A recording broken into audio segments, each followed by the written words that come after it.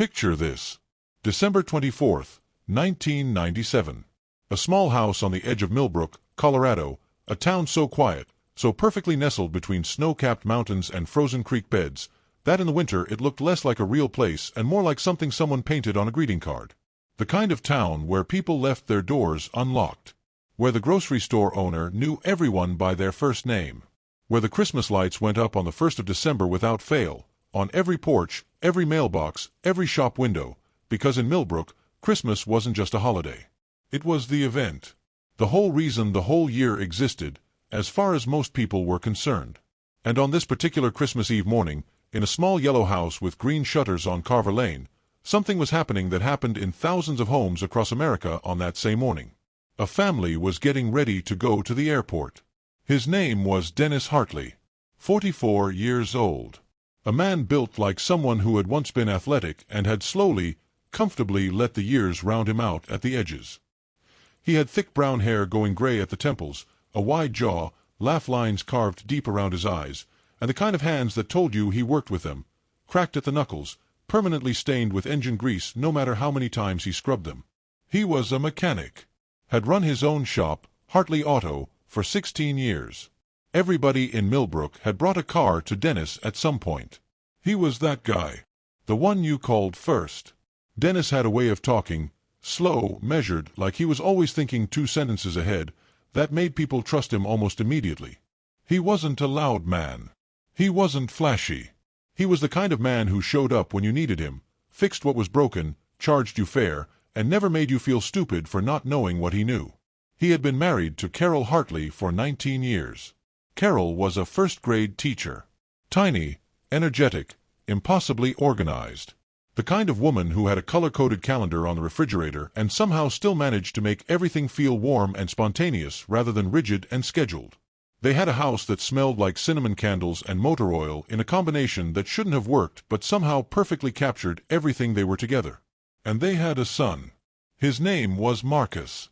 12 years old on that Christmas Eve. Dark hair like his father. Quick eyes like his mother. A gap-toothed smile that he'd been waiting 18 months for his braces to fix, which meant his school photos for the last year and a half had captured that particular awkward stage every parent secretly loves and every kid desperately wants to get past. Marcus was the kind of kid who still got genuinely excited about Christmas in a way that some 12-year-olds start to pretend they don't anymore. He still ran downstairs.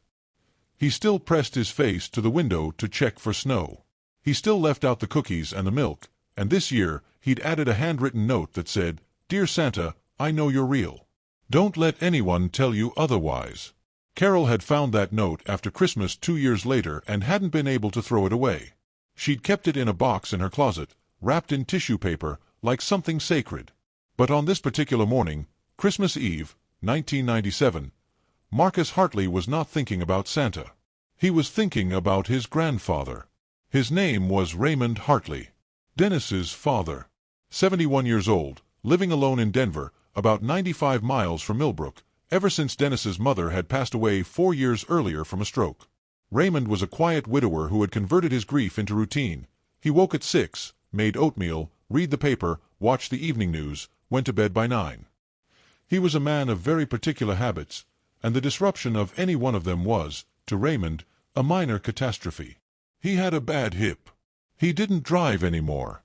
He lived in a small apartment in the Capitol Hill neighborhood of Denver, 3 floors up, with no elevator, which meant that anyone who wanted to visit Raymond had to work for it a little. Most people didn't bother as often as they should have. Dennis knew this. It was a guilt that sat quietly in his chest all year, every year. And so, 3 weeks before Christmas, Dennis had made a decision. He'd called a travel agent. This was 1997, remember, the internet existed but you still called a travel agent, and he'd booked Raymond a plane ticket. Denver to Miami. Miami, where Dennis's sister Janet lived with her husband and 3 kids in a house with a pool and a palm tree in the front yard. Christmas in Florida. Sunshine and warm air and grandchildren running around. Raymond had never been to Florida in his life. When Dennis called his father to tell him, Raymond had been quiet for a long moment, and then he'd said, "Denver to Miami on Christmas Eve. That sounds like a recipe for a delayed flight." Dennis had laughed. "Dad, I'll drive you to the airport myself. We'll get there early." Everything's going to be fine. You don't need to drive me. I can take a cab. Dad. A pause. Okay, Raymond had said finally. Okay. Thank you, Dennis. And that was it. That was the plan. On Christmas Eve morning, Dennis and Marcus, who had begged to come along because the idea of driving to Denver and back in one day with his dad sounded like the greatest adventure imaginable, woke up early, ate cereal standing at the kitchen counter, kissed Carol goodbye at the door, and climbed into the car. Carol stood on the porch in her robe and slippers, arms crossed against the cold. The yard was covered in a thin layer of frost. The Christmas lights on the gutters threw red and green across the snow. She watched the headlights of Dennis's car sweep across the dark street as he backed out of the driveway. She waved. Dennis honked twice. Marcus pressed his face against the back window and fogged it with his breath, drawing a smiley face in the condensation. She could see his gap-toothed grin even from 20 feet away. She laughed, waved again, and went back inside. She had Christmas cookies to finish. The house smelled like vanilla and butter. White Christmas was playing on the radio. She didn't know, couldn't have known, that she had just watched her husband and her son drive away for the last time. That she would spend the next 26 years searching for answers. That the answer, when it finally came, would be buried under 10 feet of earth in a forest no one had thought to look in. But we'll get there. We have to start at the beginning. And the beginning is this: a man, his son, a car, and a road through the mountains on Christmas Eve. They never made it to Denver. Let me tell you about the drive from Millbrook to Denver. In the summer, it's beautiful. The kind of drive that makes you forget you're supposed to be somewhere and just makes you want to keep going. Mountains on every side. Sky so blue it almost hurts. You roll down the windows and the air smells like pine and something wild and free that you can't quite name. In winter, it's a different story entirely. Route 119, the main road through the mountains between Millbrook and the Denver metro area, cuts through some of the most isolated terrain in Colorado. There are stretches, long stretches, where you can drive for 20-25 minutes without seeing another car. Without seeing a building, a fence, a power line. Nothing. Just the road, the trees, and the mountains pressing in on both sides. In December, the road crews do their best. But the best isn't always enough. Ice forms in the shaded curves where the sun never reaches, even at midday. Snowpack can shift overnight, sending debris across the road. And in 1997, the safety infrastructure that we take for granted today, the guardrails, the improved drainage, the better road lighting, was significantly less developed in that part of Colorado. Dennis knew this road. He'd driven it dozens of times. He wasn't cavalier about it. He had a good car, a 1994 Jeep Grand Cherokee, dark green, about 85,000 miles on it.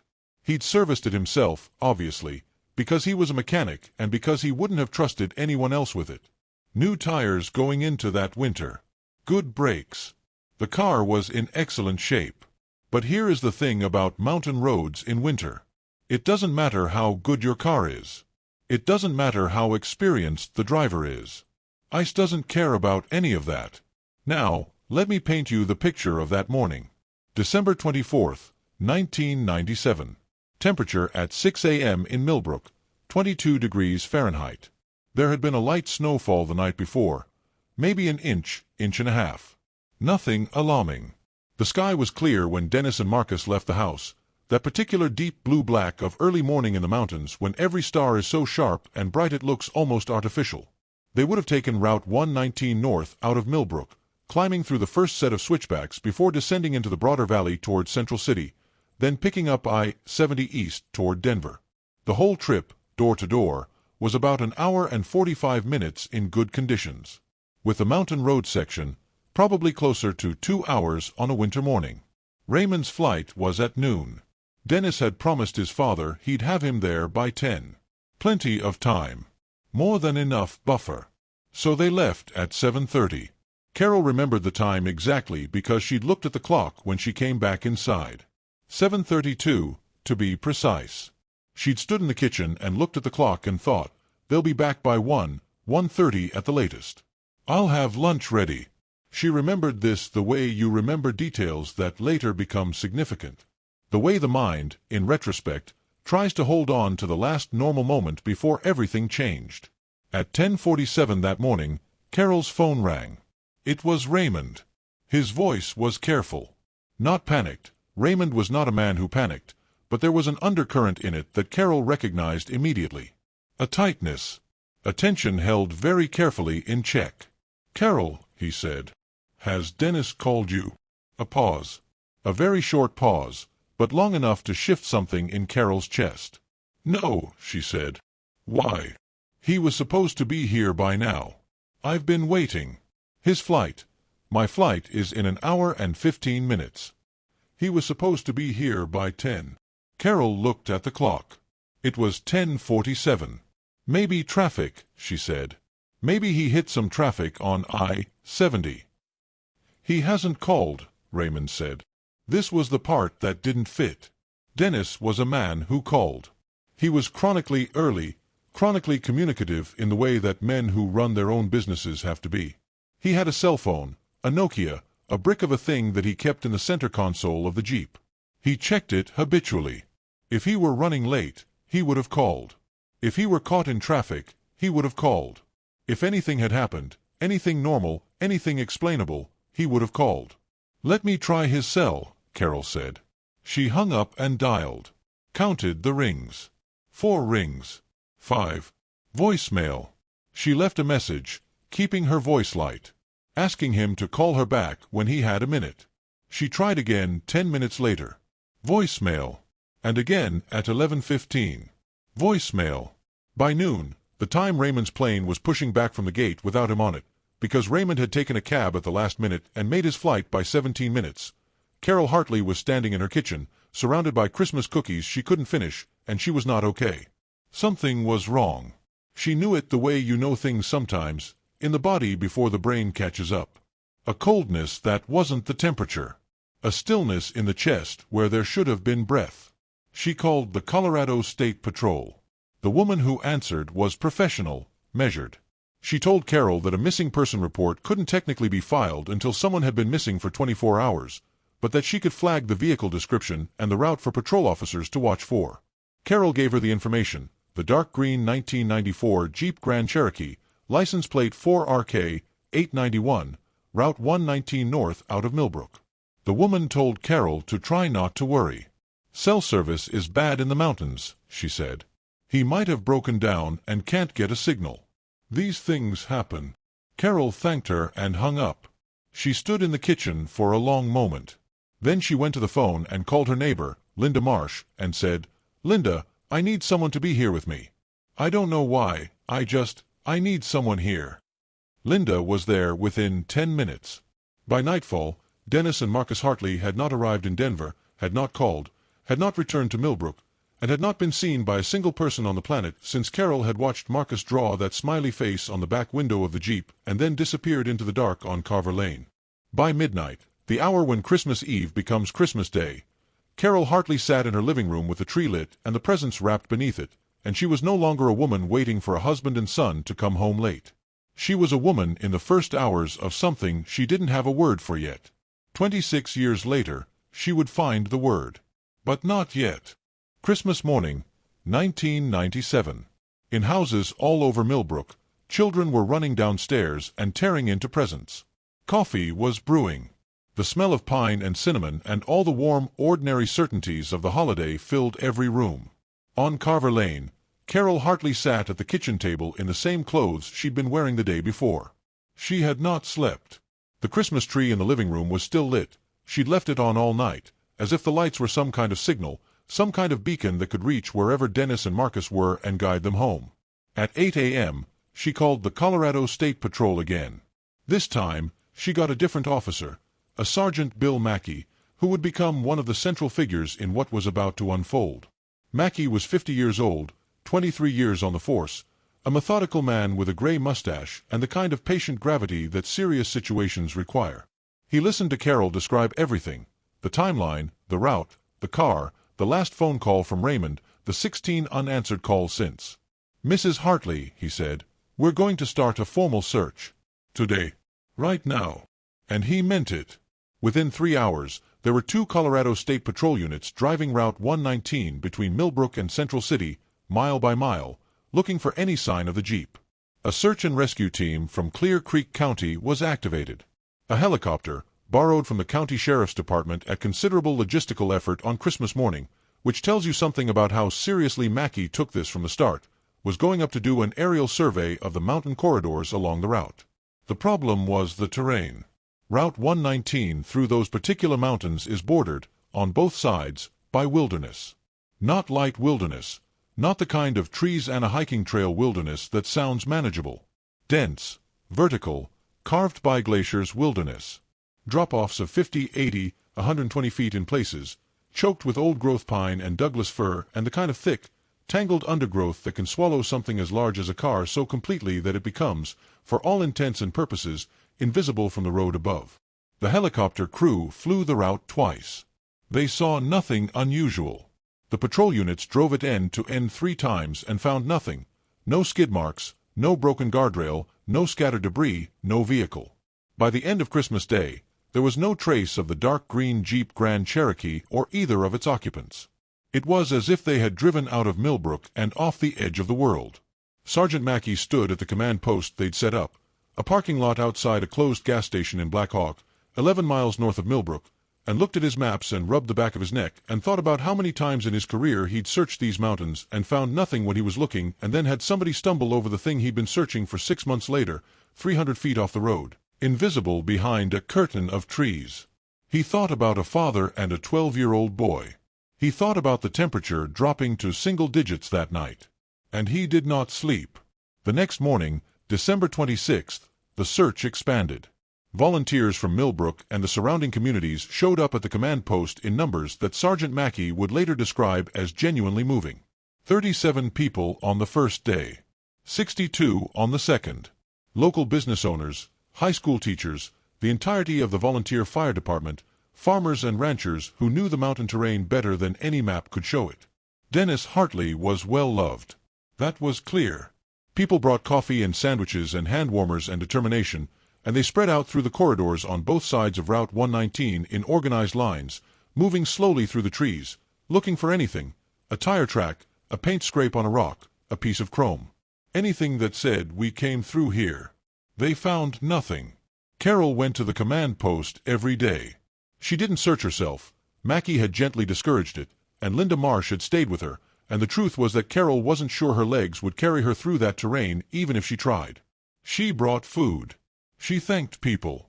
She looked at maps with a focus and an attention to detail that surprised even the officers working the case. She pointed to curves, to drop-offs, to places she knew from drives she'd taken with Dennis over the years. "There," she said once, pointing to a section of Route 119 about 9 miles north of Millbrook, known locally as Devil's Elbow, a tight, blind curve where the road bent sharply to the left and the shoulder dropped away on the right into a ravine of indeterminate depth choked with trees. He always slowed way down there. Always. He knew that corner. "We've looked at that section," Mackey told her. "Look again," Carol said. Quietly. Not demanding. Just certain. They looked again. Twice. They found nothing. And yet, Devil's Elbow would come back. 26 years later, it would come back in a way that nobody who worked that Christmas search could have predicted. But for now, December of 1997, January of 1998, the search ongoing, there was nothing. And nothing. And more nothing, until the nothing started to accumulate into something almost physical, a weight that pressed down on everyone involved and most heavily of all on Carol Hartley, who went home every night to a house with a Christmas tree still lit in the living room and 2 sets of presents still wrapped under it, and sat in the quiet and held the particular kind of grief that has no name yet because it has no body and no confirmed ending. A grief that exists in the subjunctive tense. What if? What might have? What could still be? The worst kind. Here is what investigators knew by the end of January 1998. Dennis and Marcus Hartley had left their home at approximately 7:32 a.m. on December 24, 1997. They were last seen by Carol Hartley. No other witness had come forward with a confirmed sighting of the dark green Jeep Grand Cherokee on Route 119 or anywhere else on the route to Denver that morning. This, in itself, was strange. Not impossible.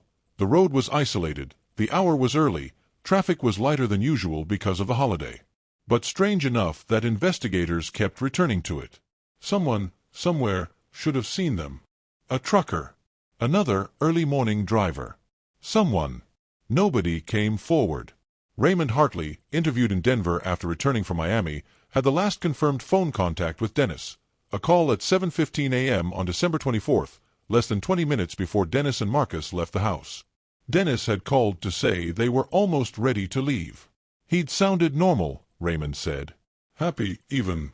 Excited to be coming. He said Marcus had been up since 5, Raymond recalled. He laughed about it. Said the kid was more excited about the drive than most kids are about Christmas morning. That was the last known communication with either Dennis or Marcus Hartley. The Nokia cell phone, investigators had subpoenaed the records from the carrier, had attempted to connect to a tower at 8:14 a.m. on December 24th. The tower it connected to was the one servicing the segment of Route 119 that passed through the mountain corridor between Millbrook and Black Hawk, which told investigators that at 8:14 a.m. the phone was in that stretch of road. That was the last record of any activity on the phone. After 8:14 a.m., nothing. No calls made. No calls received. No further tower connections. Whatever happened to Dennis and Marcus Hartley happened between 8:14 a.m. and sometime shortly after, in that wild, isolated corridor of Mountain Road, on Christmas Eve morning, while the rest of the world was thinking about gifts and church services and family dinners. The search of the mountain corridor had been extensive. Mackey had been thorough. But investigators who looked back at the 1997 to 1998 search records later noted certain limitations. The technology of 1997 for aerial searches was significantly less sophisticated than what would come later. Heat signature imaging, which can detect the presence of a vehicle or a human body below heavy tree cover even when it's invisible to the naked eye, was not deployed. Ground-penetrating radar was not used. Most significantly, the search had been focused on the road itself and the immediate terrain visible from the road. The assumption, reasonable but, as it would turn out, fatally wrong, was that if the Jeep had left the road, it would have left evidence at the point of departure. Skid marks. A broken section of the soft shoulder. Impact damage to trees at the road's edge. Nothing like this was found. And so the prevailing theory, unstated but understood, began to shift from accident to something else. Something harder to say out loud. In mid-January 1998, investigators from the Colorado Bureau of Investigation began looking at Dennis Hartley from a different angle. Not as a victim. As a suspect. The logic, such as it was, a man with no confirmed sighting, a car with no found wreckage, a route with no physical evidence. A man who had, in the weeks before Christmas, taken out a $250,000 life insurance policy. That last detail, which leaked to the local paper in February of 1998 and detonated like a bomb in the small community of Millbrook, became the centerpiece of a theory that Dennis Hartley had staged his own disappearance. That he had taken his son and vanished voluntarily, perhaps to start a new life somewhere, perhaps with a woman, perhaps for reasons nobody had yet identified. Carol Hartley, when she heard this theory, sat very still for a long moment. Then she said, very quietly, to the investigator across the table from her, "My husband took out a life insurance policy because our son was born and he wanted to make sure we were protected. That policy was 12 years old." The investigator looked down at his notes. "He did not run away," Carol said. "He did not take Marcus and vanish. Something happened to them on that road, and I need you to find out what." The CBI investigator, a man named Tom Yates, who would later, in a 2019 interview, express deep regret about this period of the investigation, noted that Carol Hartley was credible, composed, and consistent. He also noted, in his files, that spouses of men who staged disappearances were frequently the last to know. The insurance theory didn't hold up under examination. The policy had no unusual circumstances, no recent changes, no beneficiary alterations, but the damage to the investigation's direction had been done. Resources that should have been focused on the mountain corridor were diverted toward financial records, communication logs, interviews with Dennis's associates. The search of Route 119 and its surrounding terrain, which had never found the Jeep, which had never found a single piece of physical evidence, was quietly scaled back. By March of 1998, the official status of the Hartley case was open, no leads. In practical terms, it had gone cold. Carol Hartley was 38 years old, a widow in all but official designation, living alone in the yellow house on Carver Lane with the 2 sets of Christmas presents she still hadn't moved and a Nokia phone number she still dialed sometimes, late at night, just to hear the recording on the voicemail. You've reached Dennis. Leave a message. She left messages sometimes. In the first year. She stopped after a while. But she never disconnected the account. She paid the monthly fee, every month, for years. Because she wasn't ready to say what that would mean if she stopped. Millbrook did something in the years after the Hartleys disappeared that small towns sometimes do when they lose something irreplaceable. They held on. Every December 24th, starting in 1998, the first anniversary of the disappearance, a group of residents gathered at the corner of Carver Lane and Main Street. They brought candles.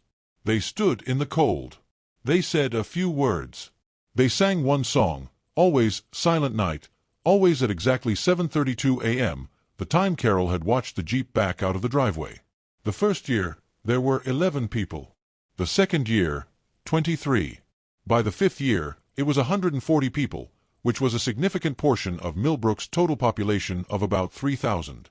By the 10th year, it had been written up in the Denver Post. By the 15th, it had been covered by the Associated Press. People drove in from other towns to attend. It had taken on the quality of a ritual, a marker, a communal refusal to let the unknown become forgotten. Carol attended every year. She stood at the front, holding her candle, and she was always the person who ended the gathering. She would say, quietly but with a conviction that never wavered, the same thing every year. Dennis, Marcus, we are still here. We have not stopped looking. Come home. People in Millbrook who were not given to emotional displays found themselves unable to hold it together at that moment. Every year. Without fail. It wasn't just the loss, though the loss was real and deep and had marked the whole town. It was Carol herself. It was the quality of her waiting, which was, and there's really no better word for it, dignified. She didn't collapse. She didn't perform her grief.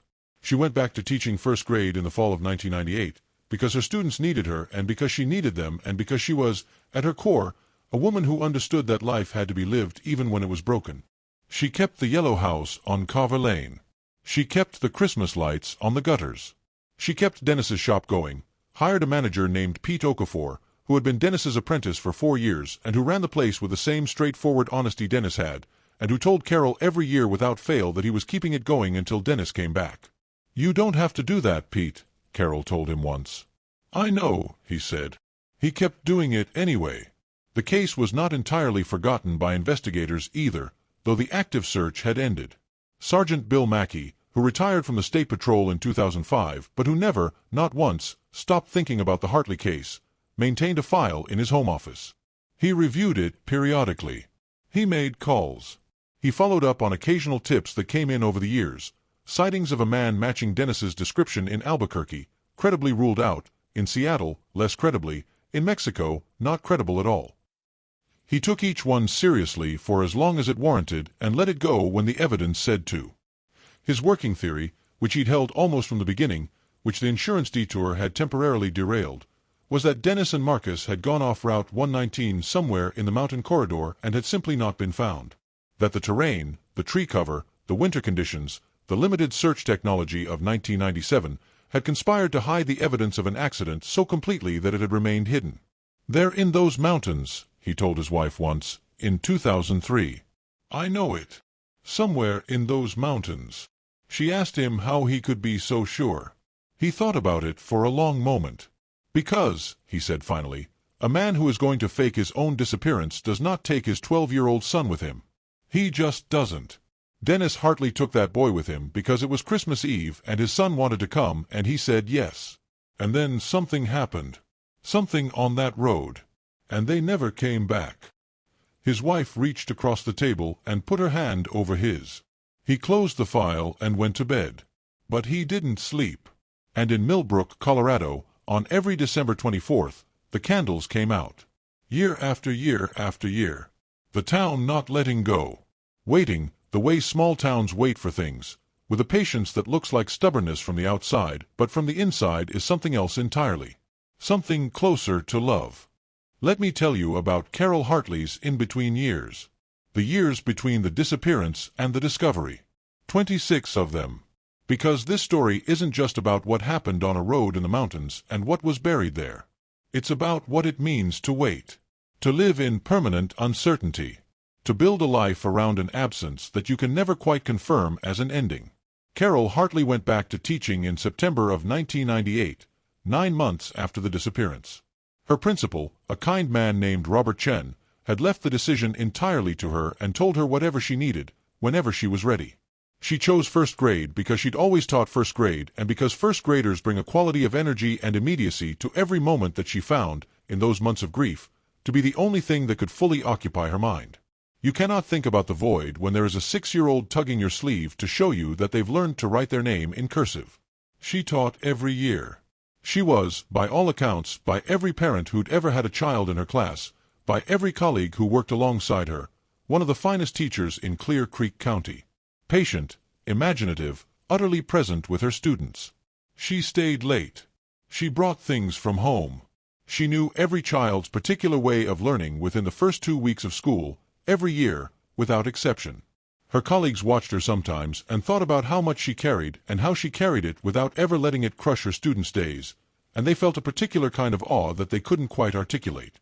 Carol never remarried.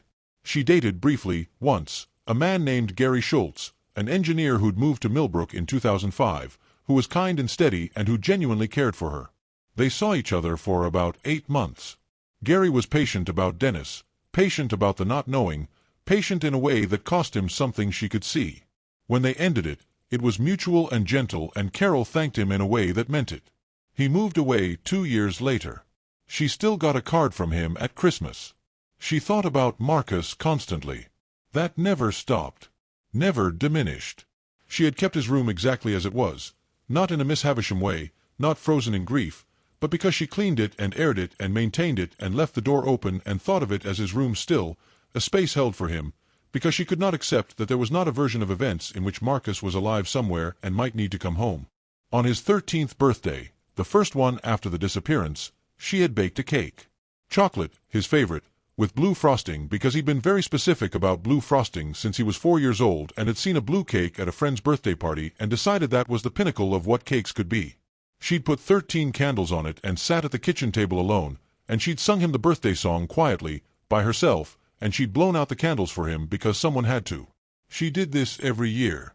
25 birthday cakes by the time the discovery was made. 25 blue chocolate cakes with the right number of candles. Blown out by his mother, alone in the kitchen, singing quietly. She'd gotten better at not crying by about the 5th year. She'd gotten better at just being there in the moment, present, holding the space. She thought of it less as a ritual of grief and more as a ritual of connection, a way of saying, I am still here. I am still your mother. Whatever has happened to you, that part has not changed. She also became, in the years after the disappearance, a quiet but persistent advocate for families of the missing.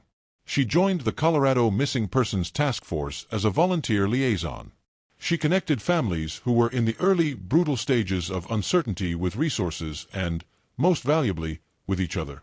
She spoke at one conference, early on, about the specific grief of ambiguous loss, the loss without confirmed ending, and sat down afterward to find that half the room was in tears and the other half was looking at her with an expression of relief that said, someone finally named it. The case was formally reviewed twice during the in-between years. Once in 2005, when the CBI did a cold case review that resulted in nothing new but confirmed that the investigation into Dennis as a potential staged disappearance suspect was unsupported by evidence and should be set aside. Carol received this news with a quietness that might have seemed like indifference but was, in fact, the profound exhaustion of someone who had known this for 7 years and had been waiting for the official acknowledgement. And once in 2018, when a true crime podcast called Mountain Roads dedicated a 3-episode series to the Hartley case. The podcast was well-researched, respectful of Carol, and brought in a retired search and rescue expert named Dale Whitman who spent a considerable amount of time talking about the limitations of the 1997 search, the lack of advanced technology, the constrained search radius, the early focus of resources on the insurance theory. My honest professional opinion, Whitman said in the podcast's 3rd episode, is that those 2 people went off that road somewhere in the mountain corridor and are in the terrain right now. Have been for 20 years. The technology in 1997 couldn't find them. With modern tools, ground-penetrating radar, LiDAR mapping, more sophisticated aerial surveys, I think we'd have a very different outcome. The podcast got 2.7 million downloads. Dale Whitman got a call from the Colorado Bureau of Investigation 3 weeks later. Nothing came of it immediately. Budget constraints. Competing priorities. The bureaucratic machinery of cold cases, which moves in geological time. But the seed was planted. And in the autumn of 2023, 26 years after Christmas Eve 1997, that seed would finally grow into something. Carol Hartley was 63 years old. She had gray in her hair now, deep laugh lines that told the story of a woman who had found ways to smile despite everything, and the same quiet certainty in her eyes that had never left. She was still at the yellow house on Carver Lane. The Christmas lights still went up every December 1st. The room at the end of the hall was still Marcus's room. And she was still waiting. Not passively. Not despairingly. Just waiting. The way you wait for something you believe in. The way you wait when you know, in the deepest part of yourself, that the answer is out there. Buried somewhere. Just waiting to be found. In the summer of 2022, the Colorado Department of Transportation partnered with a geospatial technology firm called TerraScan Incorporated to conduct a comprehensive LiDAR mapping survey of 140 miles of mountain highways throughout the central Colorado range. LiDAR, if you're not familiar with the technology, stands for light detection and ranging. In the simplest possible terms, it works like this. An aircraft fitted with a laser scanning system flies over a terrain and fires millions of laser pulses per second at the ground below. Those pulses bounce back, and the system measures how long each one takes to return. From that data, a computer creates an extraordinarily detailed three-dimensional model of the terrain, the surface of the Earth, every rise and dip and depression, every structure, every anomaly. The key thing about LiDAR, the thing that makes it so powerful in the context of what happened in Colorado in the fall of 2023, is that it can see through vegetation. The laser pulses don't stop at the tree canopy. They penetrate through the gaps between branches and leaves, all the way to the ground beneath. Which means that a LiDAR survey of a forest can show you the actual terrain of the forest floor, every feature of it, even though from the air or from the road, all you can see is an unbroken wall of trees. It is, in a very real sense, technology that can see through the invisible. The purpose of the 2022 survey was ostensibly infrastructural. CDOT wanted better topographical data to assess road stability, potential landslide risks, drainage issues, bridge and structure vulnerabilities. All legitimate, practical purposes. The survey covered Route 119, among other roads, in considerable detail. The raw data from the survey sat in a server at TerraScan's Colorado Springs facility for several months before anyone did much with it. It was being processed, organized, packaged for delivery to CDOT. This takes time. These are enormous datasets. The Route 119 segment alone generated several terabytes of point cloud data. In early 2023, a graduate student at the University of Colorado Boulder named Sophie Reyes was writing her thesis on the application of LiDAR data in cold case investigations. It was a methodologically novel project. There'd been some academic work on LiDAR and archaeology, some work on its use in identifying clandestine burial sites in criminal investigations, but relatively little specifically focused on vehicle accident cases in remote terrain. Sophie was 26 years old, sharp, methodical, and had grown up in Denver. She had, at age 9, listened to her parents discuss the Hartley disappearance at the dinner table. She was one of the 2.7 million people who downloaded the Mountain Roads podcast. She had written her master's thesis partly because of the Hartley case, though she'd chosen to focus the academic work on a more general framework rather than on a specific case. Partly for methodological reasons. Partly because she wasn't sure she was emotionally equipped to make it personal yet. Through a research agreement with TerraScan and CDOT, Sophie gained access to the 2022 LiDAR dataset for the Route 119 corridor. She spent 3 months developing algorithms specifically designed to identify subsurface anomalies in the point cloud data, depressions, irregularities in the terrain profile, anything that might indicate a disturbance below the forest floor. What she was looking for, in technical terms, was a signature. The signature of a large object, a vehicle, that had at some point impacted the terrain, compressing the earth, displacing rock and soil and vegetation, and then had been progressively covered by the natural accumulation of fallen material over the following years and decades. A car that had gone off a road and fallen into forested terrain in 1997 would not look, in 2022, like a car. It would look like a slightly irregular depression in the terrain. A subtle but real perturbation in the topographical profile that wouldn't match the surrounding natural geography. In February 2023, Sophie's algorithm flagged 17 anomalies along the Route 119 corridor. 16 of them were subsequently identified as natural features: erosion channels, boulder deposits, old logging sites, collapsed animal burrows. The 17th was different. It was located approximately 9 miles north of Millbrook, at a section of road known locally as Devil's Elbow. Sophie stared at the screen for a long time. She called her thesis advisor, Dr. James Okonkwo, a professor of remote sensing at CU Boulder, who had been guiding her research with the measured enthusiasm of someone who believes deeply in the work without wanting to oversell it prematurely. "Come look at this," she said. He came. He looked. He was quiet for a while. Then he said, "That's not natural."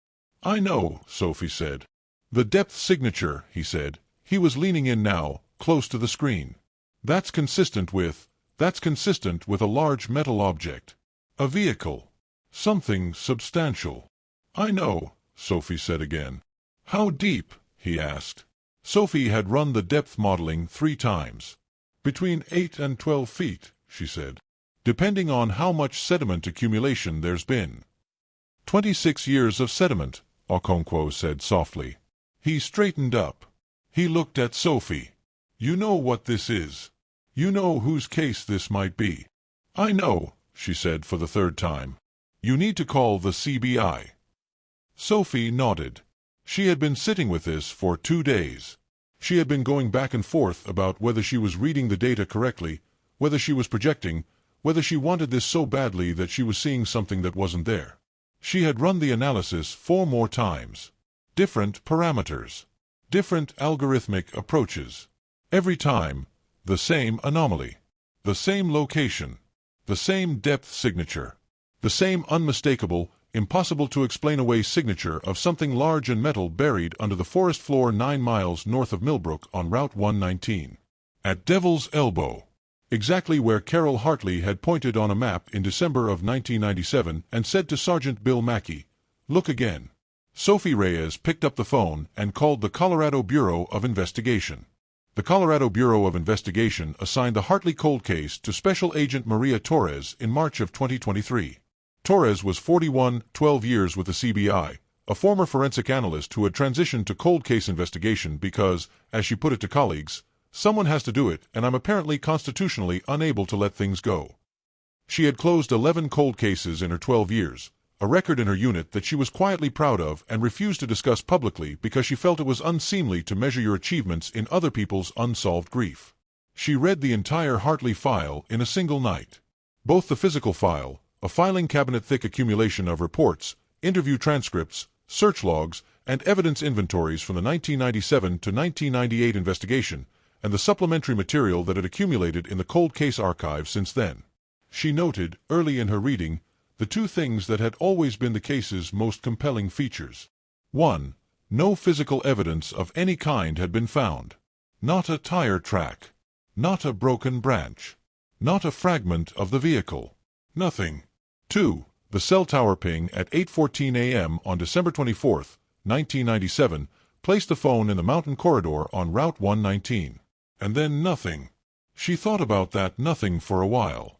Then she read Sophie Reyes's LiDAR analysis report, which the CBI had received 3 weeks earlier and which had been sitting on her supervisor's desk, in what he would later describe as an embarrassing administrative delay, waiting to be assigned to an agent. She read it twice. She pulled up Sophie's data visualization on her laptop, the 3-dimensional topographical model showing the Route 119 corridor, the forest below Devil's Elbow, and the anomaly marked in red, sitting 9 miles north of Millbrook like a held breath waiting to be released. She called Sophie Reyes. "Walk me through the confidence level," Torres said. Sophie walked her through it. All of it.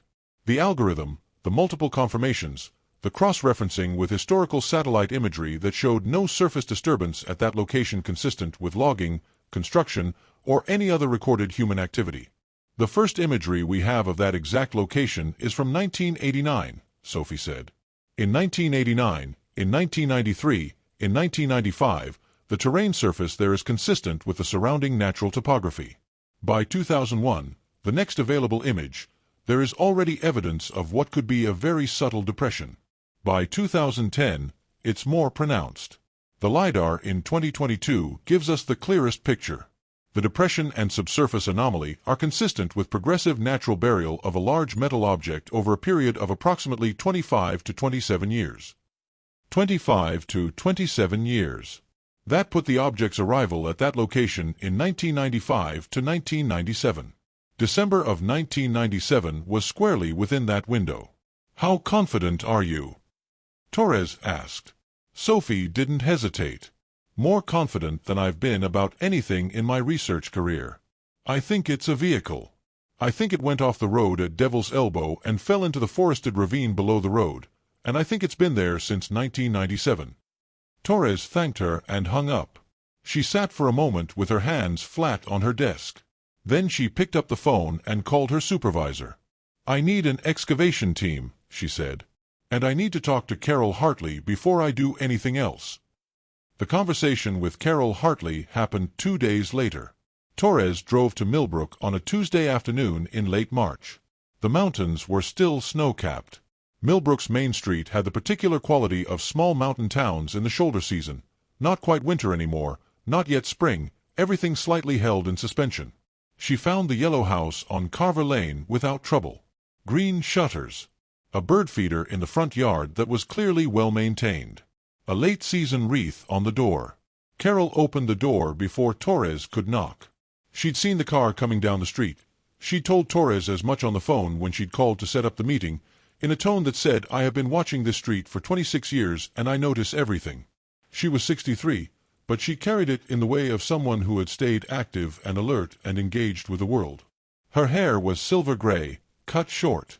Her eyes were the same quick, intelligent eyes that Dennis had fallen in love with at a college party in 1977 and had never, not for one single day of their life together, taken for granted. She looked at Torres with an expression that was not hope. Hope had been too costly to maintain at full intensity for 26 years, and Carol had learned to bank it, to keep it on low, but something adjacent to hope. A readiness. Come in, she said. Torres sat at the kitchen table, which was the kind of kitchen table that bears the marks of decades of use and care. Slight scratches, a ring here and there from coffee mugs, a groove along one edge that she would later learn Marcus had made at age 8 with a pencil he'd been told explicitly not to bring to the table. Torres laid the LiDAR data and Sophie's analysis on the table between them. She explained it carefully, clearly, without overselling or overpromising. She walked Carol through what LiDAR was, what the anomaly indicated, what the depth signature suggested, what the location was. When she said Devil's Elbow, Carol closed her eyes. Just for a moment. Then she opened them. I told them, she said quietly. In 1997. I pointed to that spot on the map. I know, Torres said. I read the reports. They looked. They did. But the technology in 1997, the tree cover there is very dense. From the road, from the air with 1997-era survey capability, even from the ground on the road level, you wouldn't see anything below the canopy line. The ravine there is deep. 70, 80 feet. Dense old-growth trees. Whatever went into that ravine would have been invisible from the moment it disappeared below the canopy. Carol was quiet. We want to excavate, Torres said. We believe there is a strong possibility that what the LiDAR is showing us is the vehicle. Your husband's Jeep. A very long silence. And if it is, Carol said. Then we will have answers, Torres said. I can't tell you what those answers will be. But we will have them. Carol looked at her hands on the table. The same table where she'd served dinner to her family for 19 years. The same table where she'd sat alone on every Christmas Eve since. When? She asked. We'd like to begin the excavation in the next few weeks. Weather permitting. We'll need to bring in a significant operation, ground equipment, forensic teams. It's a major undertaking. I want to be there, Carol said. Torres had expected this. She'd prepared an answer about keeping the site secure, about the needs of the forensic process. The standard response. But she looked at Carol Hartley, 63 years old, silver hair, 26 years of waiting in her eyes, and she said, Okay, we'll find a place for you where you can see. Carol nodded once. Thank you, she said. And then she said, very quietly, almost to herself, "I knew it was Devil's Elbow. I've always known it." The logistics of the excavation were, to put it mildly, formidable. Devil's Elbow is not a place that gives up its secrets easily. The section of Route 119 at that location sits at approximately 8,000 feet of elevation.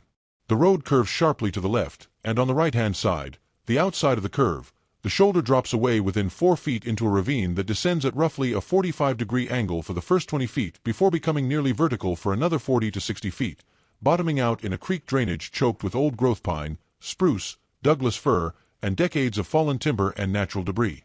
The ravine is approximately 80 feet deep at its deepest point.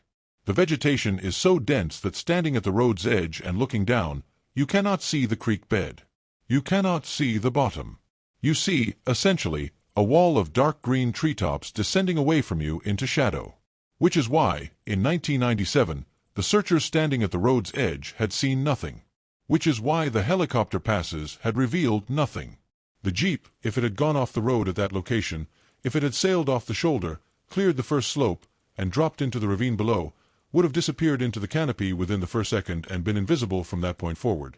The excavation team assembled by the CBI and the Colorado State Patrol in April of 2023 was, by any measure, extraordinary.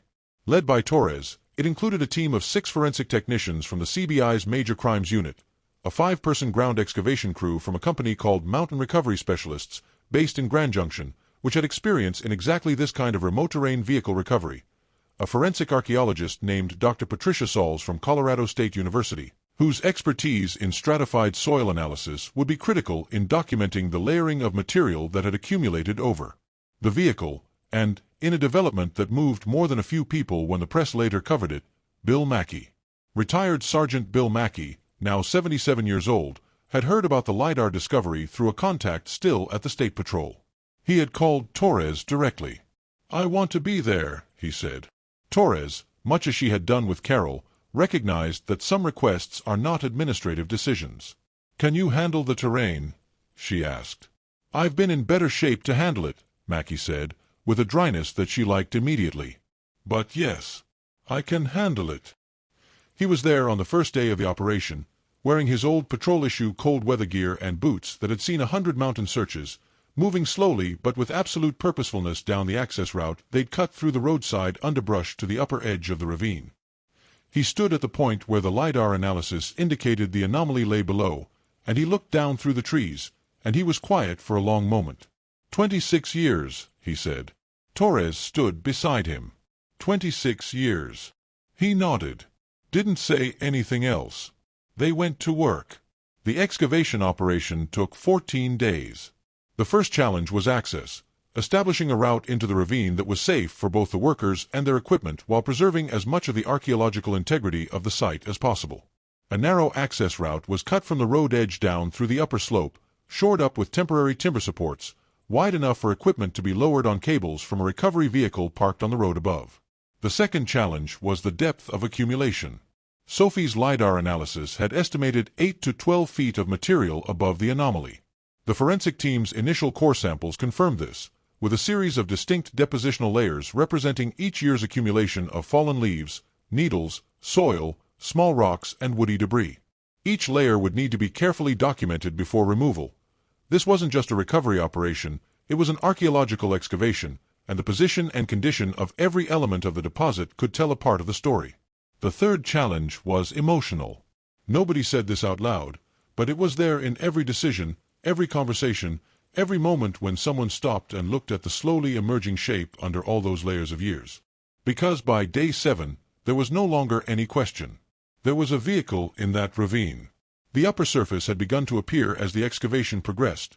First a dark, heavily corroded metal roof panel, partially collapsed by the weight of decades of material above it, then the outline of a windshield frame, then the angular geometry of a hood. A large SUV. Early 1990s vintage, based on the visible roof profile. Dark green paint, barely visible beneath the corrosion and the mineral staining, but there. Green. Torres, who had prepared herself to feel professional equanimity at this moment, found that equanimity declining rapidly. She stepped back, took a breath, called Carol Hartley. The call was short. There wasn't much to say. Torres told Carol that they had confirmed the presence of a vehicle, that it matched the description, that they needed several more days to continue the careful excavation and document everything properly before they could have definitive confirmation of identity. Carol was quiet on the other end for a long moment. "Thank you," she said. Her voice was steady, not because she wasn't feeling it, but because Carol Hartley had had 26 years to practice the discipline of feeling things without being destroyed by them. "We'll know more in a few days," Torres said. "I know," Carol said. "I'll be here." She hung up. She sat at the kitchen table, the table with Marcus's pencil groove, and she put both hands flat on the surface and she breathed. In and out. In and out. The waiting was almost over. But almost is not over. And the waiting, the specific, suspended agony of almost knowing, is its own particular kind of hard. Day 11 of the excavation. April 29th, 2023. The morning was cold and bright, the mountain sky a flat, windless blue, the kind of clarity that comes in late April at elevation when the temperature is still in the mid-30s but the sun has real warmth in it. The type of day that would have felt beautiful under any other circumstance. The excavation team had reached full exposure of the vehicle's roof, the front windshield frame, the hood, and the upper portions of all four sides. What was emerging from the earth was, as Dr. Patricia Sauls would note in her formal report, in the careful, measured language of forensic documentation, a large sport utility vehicle consistent in dimensions and general structural configuration with a 1990s-era Jeep Grand Cherokee. The color was still identifiable in sheltered sections of the bodywork that had been protected from direct mineral contact by the surrounding soil matrix, a deep green, consistent with the standard factory color option available on the 1994 Grand Cherokee. On the morning of Day 11, the team prepared to expose the interior. This was the moment that the entire operation had been building toward, and everyone on site knew it. There was a quality to the air that had nothing to do with weather, a held collective breath, a particular focused silence that fell over the team as the final layers of material were carefully removed from the driver's side door and front window area. Torres was present. Mackey was present. Dr. Sauls was present. The forensic technicians were present with their documentation equipment, cameras, sample kits, measurement tools. The door was cleared of material. The window, or rather, the frame where the window had been, the glass having shattered at some point, probably at impact 26 years ago, was fully exposed. Torres leaned in and looked through the window frame into the vehicle's interior. She was quiet for a moment. Then she stepped back. "We need the forensic team up here," she said. Her voice was controlled. It was the voice of someone who is applying professional discipline to a moment that is straining the seams of professional discipline. What she had seen through the window frame, in the dark interior of the vehicle, amid the accumulated detritus of 26 years and the profound physical changes that time works on everything, she saw what she had both hoped and dreaded to see. She saw what told her, with absolute certainty, that she had found Dennis and Marcus Hartley. Not just the license plate, though the license plate was there, heavily corroded but still legible enough that the forensic team was able to confirm the number. 4RK 891. Not just the Hartley auto sticker on what remained of the front windshield frame. Dennis had put it there when he opened the shop, a small oval sticker with the logo, because he believed in advertising. But also this, on the rear side window, still preserved in the sheltered microenvironment of the vehicle's interior, visible as a faint impression in the thin layer of dust and mineral residue that had coated every interior surface, there was the ghost of a handprint. A small handprint. Child-sized. The remnant of what had once been a smiley face drawn in fogged glass. The condensation had long since evaporated.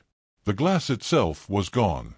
But the faint chemical trace of the oils from a 12-year-old boy's hand had been preserved by the sealed environment within the vehicle, had left, in the mineral deposits on the inside of the window frame, a record of that moment. A smiley face. The last thing Carol Hartley had seen before the car disappeared around the corner of Carver Lane on Christmas Eve, 1997. Still there. 26 years later. Still there. Agent Torres called Carol Hartley at 4:47 p.m. on April 29, 2023. Carol answered on the first ring. She had been sitting at the kitchen table all day. Linda Marsh, still her closest friend, still the woman who had come over within 10 minutes on Christmas Eve of 1997, had been there with her. Neither of them had talked much. They'd made tea and let it go cold.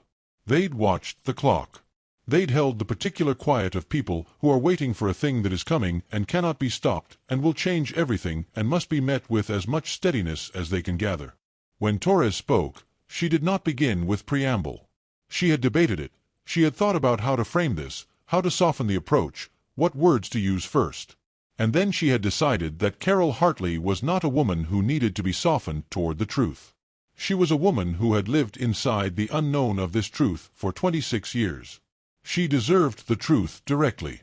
"Carol," Torres said, "we've found the Jeep." A sound from Carol's end that was not quite a word. Something that was breath, and something that was sound, and something that was 26 years of waiting reaching the end of its duration. "Where?" Carol said. Not a question. She knew where. She'd known since Torres said Devil's Elbow a month ago. She'd known since 1997, in the way that something in her had pointed at that spot on the map and said there. She just needed to hear it said. Devil's Elbow, Torres said. 9 miles north. In the ravine below the curve. The vehicle had gone off the outside of the curve, cleared the shoulder, and gone into the ravine. The tree cover, it's extremely dense there, Carol. The depth it ended up at, there was no realistic way the 1997 search could have found it with the technology they had. What happened was not a failure of effort. It was a failure of capability. Silence from Carol's end. The vehicle is confirmed, Torres continued. The license plate, the identifying marks, it's the Jeep. It's Dennis's Jeep. And, Carol stopped. We are still in the process of the full forensic examination, Torres said carefully. I want to give you accurate information at each step rather than incomplete information. What I can tell you right now is that we have confirmed the vehicle. We will be working through the rest of the recovery and documentation over the next several days. I will call you as soon as I have more to tell you. Okay, Carol said. Her voice was very small, very controlled. And then, was there anything in the car? Anything of theirs? Torres thought of the smiley face. Yes, she said. There were personal effects. I'll be able to share more details when the documentation is complete. But Carol, yes. There were things of theirs in the car. The sound Carol made then was not a sob. It was something quieter and deeper than a sob. It was the sound of a woman who had held a grief with no confirmed edges for a quarter of a century and was, at this moment, being told that the edges existed. That the thing had a shape. That the shape was real and findable and had been found. Thank you, Carol said, finally. I'm sorry it took this long, Torres said. Please don't be sorry, Carol said. You found them. That is everything. They hung up. Linda Marsh was across the table, watching Carol. She had heard nothing of the call, but she had seen Carol's face change during it, had seen something both terrible and necessary settle into her friend's expression, the particular expression of a long-held question receiving its answer. They found them, Carol said. Linda crossed the table and put her arms around Carol, and they sat that way for a long time, in the kitchen of the yellow house on Carver Lane, while outside the windows the mountains held the evening light in the way they always had, the way they always would, indifferent and magnificent and permanent. The forensic examination of the Hartley vehicle and the recovery of its contents took 11 days.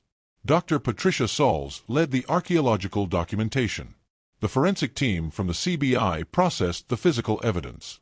A forensic pathologist from the Denver Medical Examiner's Office, Dr. Anna Kwan, led the examination of biological materials recovered from the vehicle. Let me tell you what they found. And let me tell you what it told them about what happened on Christmas Eve morning, 1997. The vehicle, Dennis Hartley's 1994 Jeep Grand Cherokee, had gone off the right shoulder of Route 119 at a point approximately 30 feet before the apex of the Devil's Elbow curve. The physical evidence indicated that the vehicle had not skidded off the road in the conventional sense. There were no skid marks because the wheels had apparently not been braking hard. The tread pattern left in the underlying soil at the shoulder's edge, preserved by the cold and the subsequent burial, indicated that the vehicle had departed the road surface while traveling at or near normal road speed. Not braking. Not accelerating.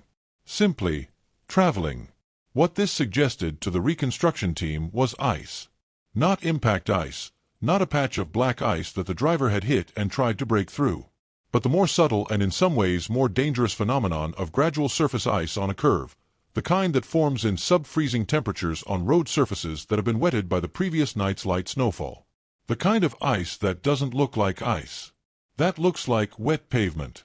That doesn't reveal itself until the physics of cornering apply lateral force to the tires, and the tires, instead of gripping, simply slide. The curve at Devil's Elbow bends sharply left. The outside of the curve is the right-hand side, the side with the shoulder drop-off. A vehicle on a curve encountering this kind of ice would not brake. The driver would not have had time to process and react before the vehicle's momentum had carried it past the point of no return.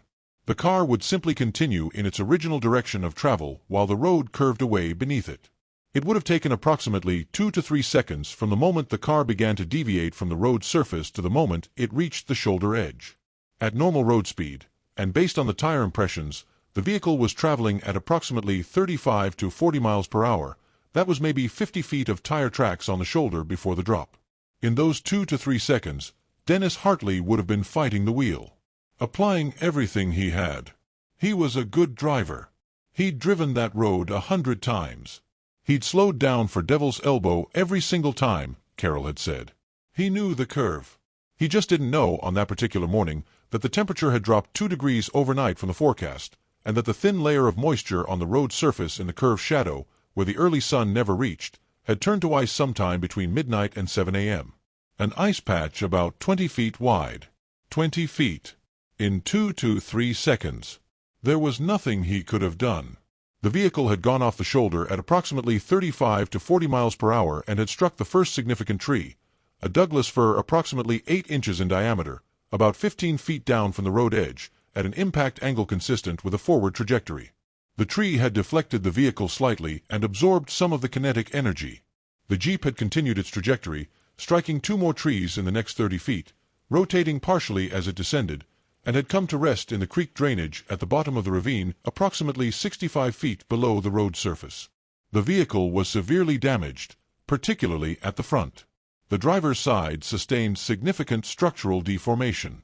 The airbags, which were standard on the 1994 Grand Cherokee, had deployed. The airbag deployment, the forensic pathologist noted, was significant. It indicated a high-force frontal impact. The level of structural deformation to the driver's compartment was consistent with a fatal or critical impact event.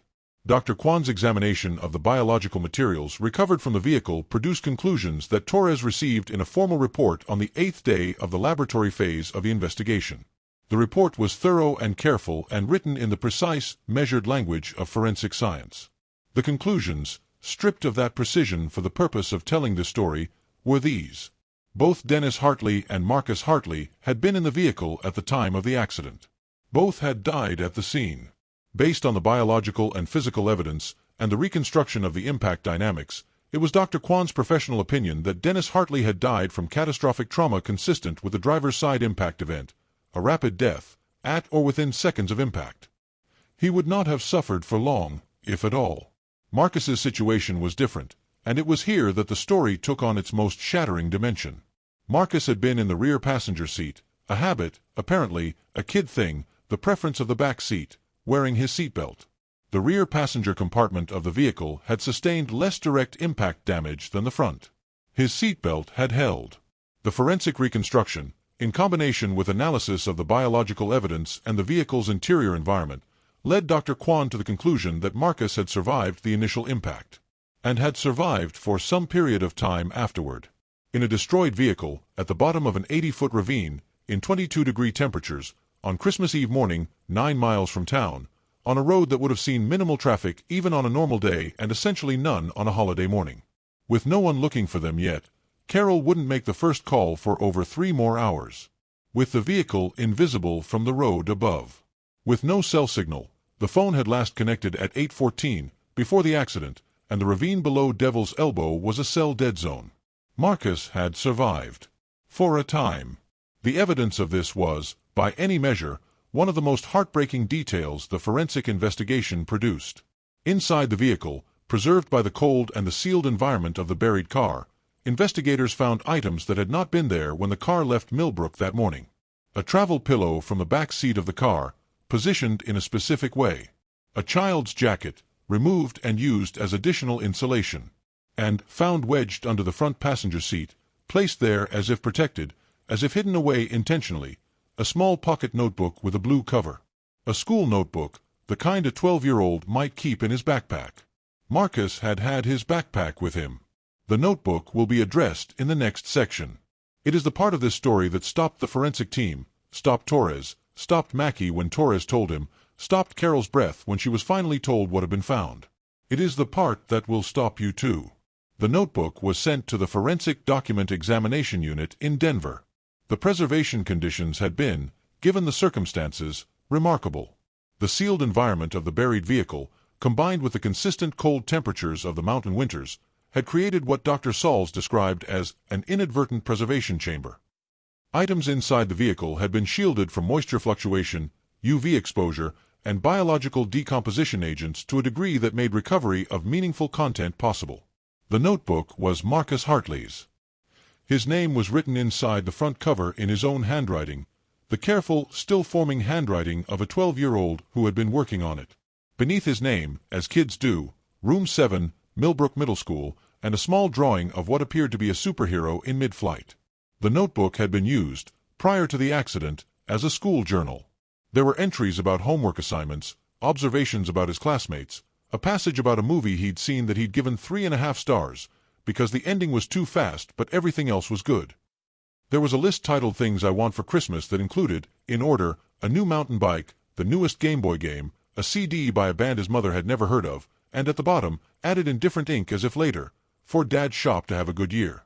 That last entry alone was enough to make Dr. Kwan, who was a forensic pathologist and thus had long practice in emotional detachment from her work, sit with it for a longer-than-professional moment before continuing.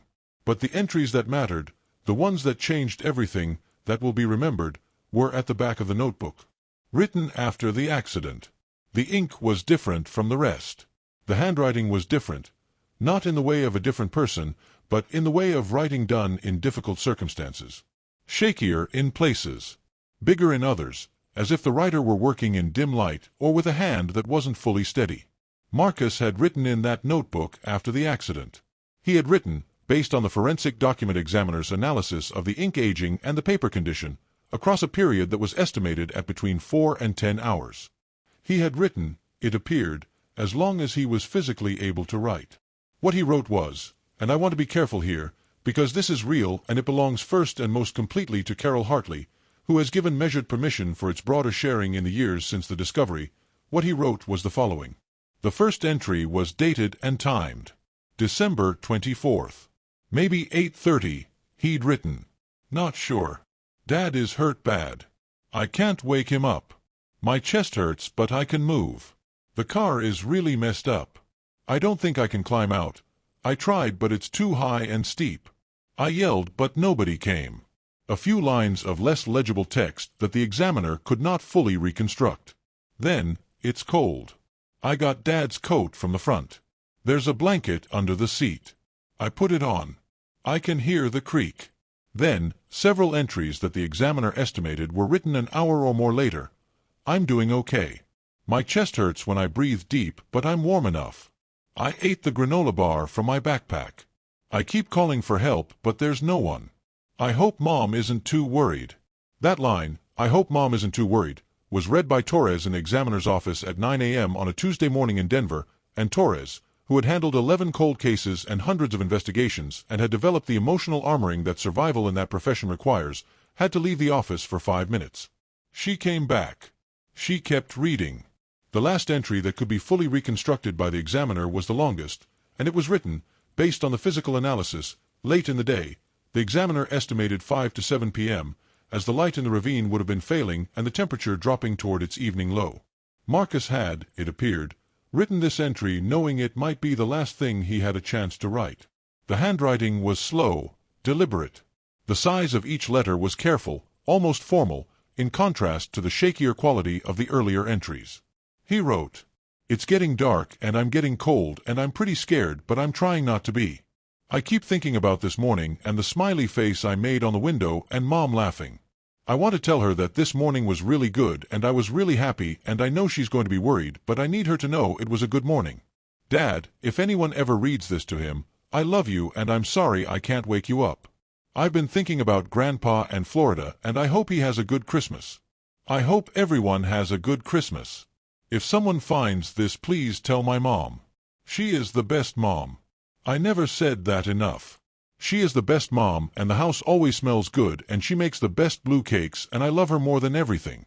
Also, please tell her I wasn't scared for too long. Love, Marcus Hartley, age 12, room 7 Millbrook Middle School. P.S. I think we went off the road at the Devil's Elbow corner. That's where we are. P.P.S. Merry Christmas. Torres told Carol about the notebook before she shared the content. She drove back to Millbrook herself. She sat at the kitchen table, the table with Marcus's pencil groove, across from Carol, and she told her that Marcus had survived the accident. That he had been alive for several hours. That he had not been in severe pain. The evidence suggested he had been cold and frightened but not suffering physical agony. That he had been warm enough, for a time. That he had used his resources wisely, the way a clever, capable 12-year-old boy would. That he had written in his notebook. And then she read the notebook to Carol. All of it. Carol sat very still. When Torres finished reading, Carol put her hands over her mouth and sat like that for a long moment, her eyes closed, and Torres sat quietly across from her and did not rush or fill the silence or offer anything at all except her presence. After a while, Carol lowered her hands. He wasn't scared for too long, she said. No, Torres said. Based on everything we know, no. The blue cakes, Carol said. He knew, Torres said. Carol looked at the table. At the pencil groove along the edge. She ran her finger along it, slowly. He was 12 years old, she said. He was 12 years old, and he wrote me a note. Yes. He wrote me a note. Torres let that sit. He was a remarkable kid, Carol. Carol looked up. Her eyes were wet, but her voice was steady. Yes, she said. He was. The Colorado Bureau of Investigation released a formal statement about the Hartley case discovery on May 15, 2023. The story broke within hours and spread with the velocity that only the most deeply human stories can achieve in the age of digital media. By the end of the first day, the CBI's press release had been shared over 4 million times. By the end of the second day, every major news network in the United States had run a segment. By the end of the first week, it had been covered in 17 countries. The elements of the story that captured people were multiple and layered. There was the technology of the discovery, the LiDAR, Sophie Reyes's algorithm, the way that 21st century science had reached back across 26 years and found what 1997 technology could not. This played to a genuine and widespread hunger for the possibility that the unsolved might be solvable, that the hidden might be findable, that it is not too late.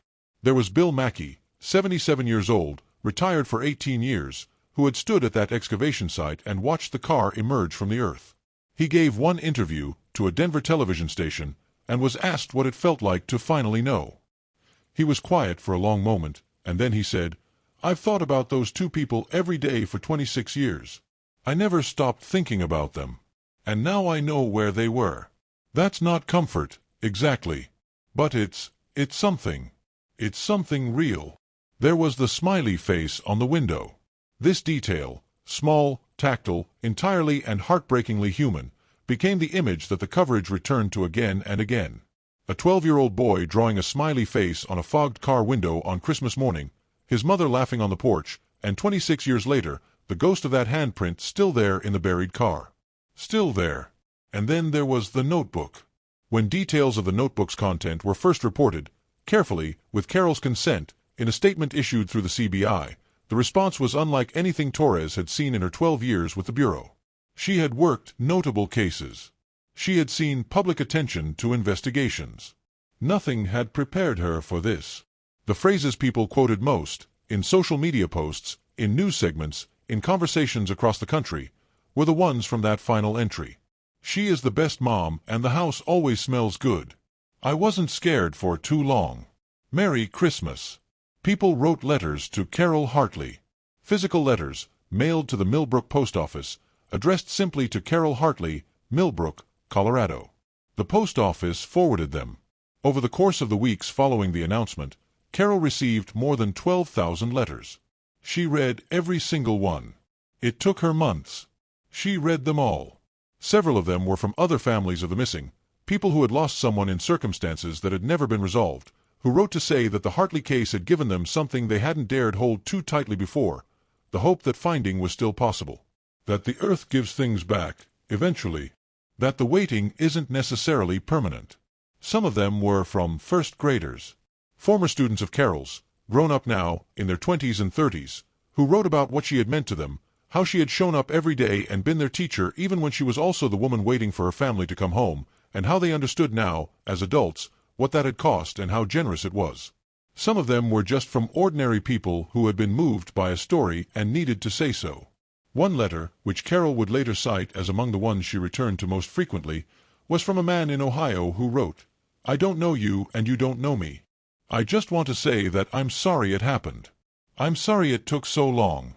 And I want you to know that a 12-year-old boy who spent his last hours thinking about his mother and hoping his grandpa was having a good Christmas in Florida told me something important about what kind of human beings we're capable of being. Thank you for raising him. Thank you for waiting for him. Thank you for not letting the world forget them." Carol received this letter on a Thursday afternoon. She sat with it for a long time. Then she wrote back. She wrote back to as many of the letters as she could manage, over the following months, in the careful, warm handwriting of a first-grade teacher who had spent 4 decades shaping young lives with words on paper. She wrote, "Thank you for remembering them. He was a good boy. He was the best boy. And his father was a good man. They deserved better than what happened to them, but they didn't deserve a world that forgot them. Thank you for not forgetting." December 24th, 2023. Carver Lane and Main Street, Millbrook, Colorado. 7:32 in the morning. The annual gathering had been happening for 25 years by this point. It had grown into something that would not have been recognizable to the 11 people who'd stood with their candles in 1998. It had grown into something larger than any of them could have imagined when it started, and yet it had retained, year by year, the particular quality that made it worth returning to: intimacy, simplicity, the feeling that what was happening here was not a performance but a vigil. This year was different, of course. This year, the question that had hung over every previous gathering, what happened, had been answered. The mystery that had shadowed this community for a quarter-century had been resolved in April and May, and the case had been formally closed by the CBI in October. The Hartley family had been given, at last, confirmed deaths, confirmed causes, confirmed locations. The death certificates that had been filed in a limbo of uncertainty for 26 years were updated with proper findings. There had been a funeral. A private service in June, for close family and a small group of Millbrook friends. Dennis and Marcus Hartley were buried side by side in the Millbrook Municipal Cemetery, under a single granite headstone that Carol had chosen herself. The inscription read, "Dennis Hartley, 1953 to 1997. Marcus Hartley, 1985 to 1997. They left on Christmas Eve and we never stopped waiting. Now we know where you are. Loved beyond measure. Rest in peace." Beneath this, in slightly smaller letters, Carol had added one more line. "P.P.S. Merry Christmas." She had put it there for Marcus. Because it was his. Because it was the last thing he'd said, in the last words he'd written, and it seemed to her that it should be the last thing the stone said too. A greeting that looked forward. An impossibly brave, 12-year-old-sized gift to the universe, offered at the end of everything. P.P.S. Merry Christmas. And so at 7:32 a.m. on December 24th, 2023, the 26th anniversary of the disappearance and the first since the discovery, the people of Millbrook gathered on the corner of Carver Lane and Main Street. And there were a great many of them. The gathering had been publicized, carefully and without fanfare, through the same word-of-mouth channels it had always used. And the people who had followed the story, the millions who'd read about the LiDAR discovery, the notebook, the smiley face, the blue birthday cakes, had found their way to the information about the gathering. By the count of a local reporter who was present, there were approximately 800 people on that corner at 7:32 in the morning. In Millbrook, Colorado. Population 3,000. 800 people with candles. Bill Mackey was there. He stood near the front, in his old patrol jacket, looking at the yellow house with the green shutters and the Christmas lights on the gutters that had been going up on December 1st for 26 years. Sophie Reyes was there. She had driven up from Boulder. She stood near the back, a little to the side, holding her candle, and she was thinking about data and algorithms and how strange it is that sometimes the most human things arrive through the most technical routes. Raymond Hartley was there. He was 97 years old now, Dennis's father, the man whose flight they'd been driving to that Christmas Eve morning. He had lived long enough to see it through. He sat in a wheelchair, wrapped in a heavy coat, and his face when the candles were lit was something that people who were there would struggle afterward to describe. Not exactly grief, not exactly relief, but the expression of a man who had carried something for a very long time and had been allowed, at the very end, to set it down. He was 97 years old. He had never been to Florida again after that Christmas. He had never stopped thinking about his son. And Carol. Carol stood at the front. She had done this every year for 25 years, stood at the front, held her candle, said the same words at the end. Dennis, Marcus, we are still here. We have not stopped looking. Come home. This year, the words were different. When the time came, when the 150 candles and the 800 voices and the cold mountain morning all settled into the silence that preceded her speaking, Carol lifted her face toward the street where Dennis had backed the Jeep out of the driveway all those years ago, and she spoke. Dennis, she said. Marcus. Her voice was clear and steady. We found you. You came home. She paused. You have been in the mountains all this time, and we have been here, and now we know where you were, and you know, wherever you are, that we never stopped. Not for one day.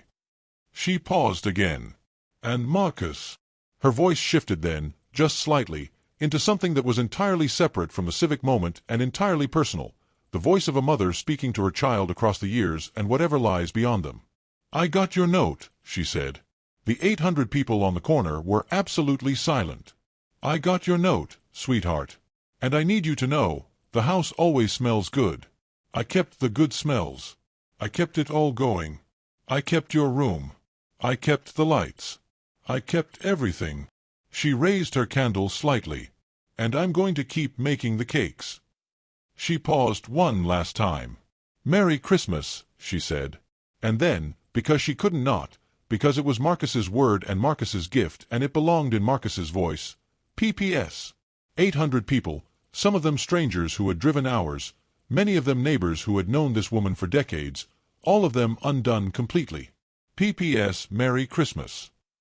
There is a part of this story that deserves its own space, its own telling. Sophie Reyes did not set out to solve the Hartley case. She set out to write a thesis.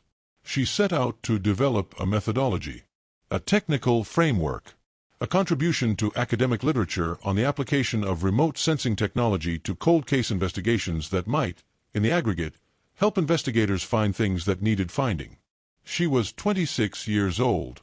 She was working in a laboratory at CU Boulder, looking at three-dimensional maps of the Earth's surface, building algorithms that could detect the difference between what the terrain should look like and what it actually looked like. And she found a smiley face. Not the smiley face itself, that would come later, when the Earth was moved.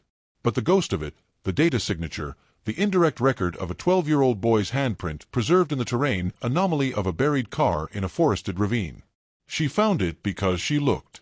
She looked because she believed, as some researchers do, the best ones, the ones who are driven by something beyond methodology, that data has stories in it. That numbers are not just numbers. That a point cloud of laser measurements of the Earth's surface is also, if you know how to listen, a record of everything that has ever happened to that piece of the Earth. Including the things that happened in the dark. Including the things that happened when no one was watching. Including the things that the mountains absorbed and kept, in the way that mountains keep things, silently, completely, for as long as it takes. Sophie had gone back and forth about whether to share the anomaly with the CBI before she was completely certain. She had thought about what it would mean if she was wrong, the false hope, the wasted resources, the emotional cost to a woman who had already paid more than her share of emotional costs over 26 years. She had run the analysis again and again because she needed to be sure. Because she respected the weight of what she was doing. When she called the CBI, she had been certain. In the months after the discovery was announced, Sophie became briefly, unwillingly, famous. She gave several interviews that she found genuinely uncomfortable, because she was a researcher and researchers tend to speak in careful, qualified, hedged language that does not translate well to the emotional directness that media coverage requires. She deflected credit wherever she could. She pointed to her advisor, to the LiDAR program at Terrascan, to the CBI team, to the search and rescue professionals. When people said she had solved the Hartley case, she shook her head. "I read the data," she said. "The data told me where to look. The Earth had been telling us where to look for 26 years. We just finally had the tools to listen." She completed her PhD in 2024. Her dissertation, which was on the application of LiDAR topographical analysis in cold case vehicle investigation, became one of the most downloaded dissertations in CU Boulder's history. She was offered positions at 3 universities and a senior research role at the Colorado State Patrol's newly established Cold Case Technology Unit, which she accepted. In her first year in that role, she identified 3 more anomalies in mountain terrain LiDAR datasets across Colorado. 2 were subsequently confirmed as historical vehicle accidents, one from 1989, one from 2001, that had never been located. The third is still under investigation. She has more datasets to analyze. She is working through them. She is listening to what the data has to say. Because the data remembers. The Earth remembers. And sometimes, if you are patient enough and skilled enough and driven enough by the belief that the hidden can be found, the data will speak. Let me be honest with you about something. Because this story has answers now, big, structural answers, the kind of answers that close files and update death certificates and let a family hold a funeral, but it also has questions that remain, and pretending otherwise would be a disservice to the complexity of what happened.